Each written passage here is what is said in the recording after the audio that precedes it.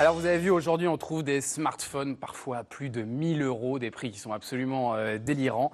Mais les opérateurs téléphoniques proposent aux consommateurs d'étaler les paiements restants sur les paiements sur plusieurs mois, voire plusieurs années. C'est une manière de faire baisser le tarif, en tout cas au départ. Or, cette technique marketing masque des marges non négligeables réalisées aux dépens du consommateur. La Cour de cassation a condamné cette pratique récemment. Alors qu'en est-il exactement? Est-ce la fin des smartphones subventionnés? Réponse avec Léa Benet et Johan Faure.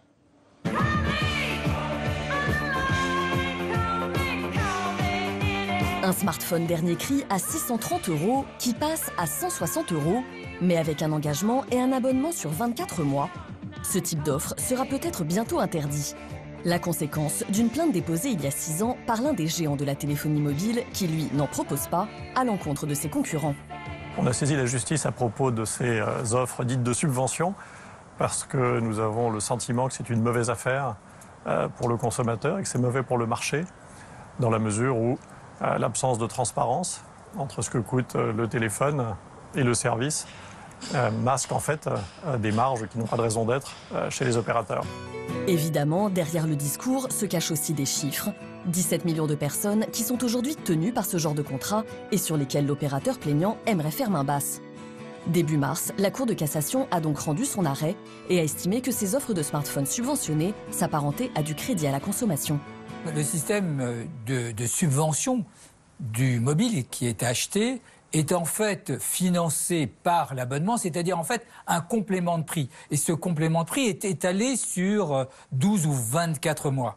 Et dans ce cadre, il apparaît bien que ce complément de prix est une sorte de paiement différé. Et s'il y a paiement différé, on se trouve en face d'un crédit affecté. Et le problème, c'est que le crédit à la consommation est régi par des règles strictes. La première étant que seuls les banques et organismes spécialisés peuvent en proposer.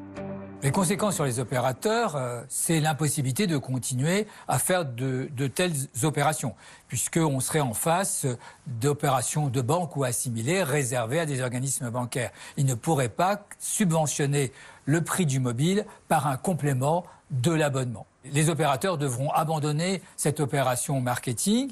Mais alors, va-t-on payer nos téléphones plus cher?